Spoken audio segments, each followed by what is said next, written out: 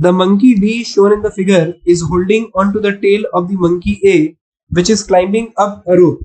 The masses of the monkey A and B are 5 kg and 2 kg respectively.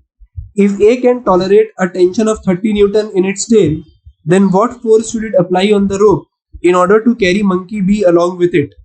So if we are considering this question that the monkey A can withstand a maximum tension of 30 Newton, so if I draw the diagram, so I am supposing that A is moving upward with an acceleration A such that the tail of monkey A is undergoing a maximum tension of 30 Newton. So if I draw the FBD of A, so I am not drawing a proper monkey, I am representing it with a block. So if I represent this with a block, so the mass is 5 kg. So the force which is acting in the downward direction is equal to 5g. Now along with this, a tensional force of 30 Newton is acting in the downward direction. So I am taking a 30 Newton force in the downward direction apart from the mass of the monkey. And now another tension, which is the T, is acting on the upper rope, and the acceleration which it attains is equal to A. So this is the first equation which we have framed for the monkey A. If I draw a similar FBD for monkey B,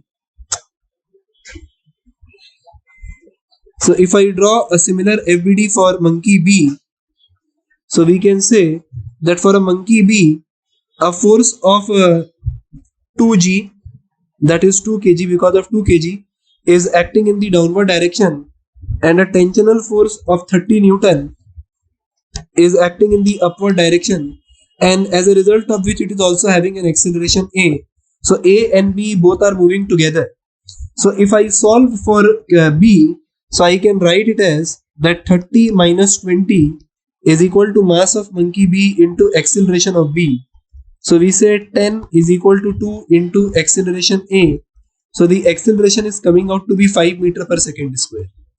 So this is the maximum possible acceleration of monkey B, which is possible.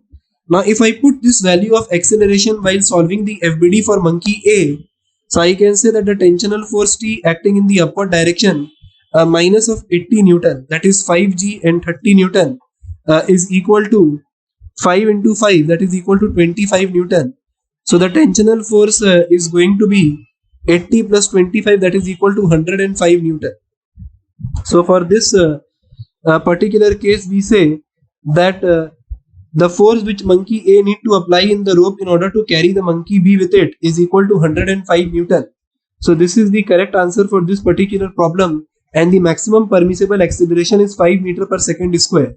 So what is exactly happening is, monkey B is climbing with the help of the tension which is generated in the monkey A, and monkey A is balancing the weight of monkey B and its own weight by applying a certain force on the upper thread over here, which is equal to 105 Newton.